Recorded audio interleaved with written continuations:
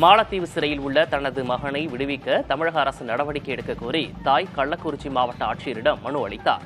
தியாகதுருகம் அருகே பிரதிவிமங்கலம் கிராமத்தைச் சேர்ந்த சரஸ்வதி என்பவர் ஆட்சியரிடம் அளித்த மனுவில் தனது கணவர் ரத்னவேலு, மகன் சதீஷ் ஆகியோர் ஓராண்டுக்கு முன்பு மாலத்தீவில் உள்ள தனியார் நிறுவனத்தில் வேலைக்கு சென்றதாக தெரிவித்துள்ளார்.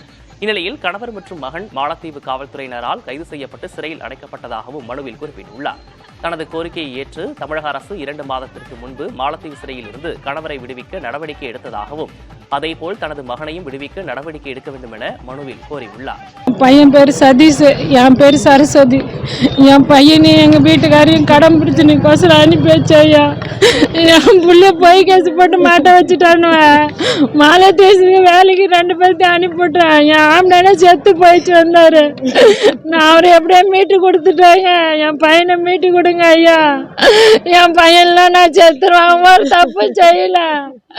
போற போய் கேசு போட்டு என் பிள்ளைய ஏமாத்திட்டாங்க.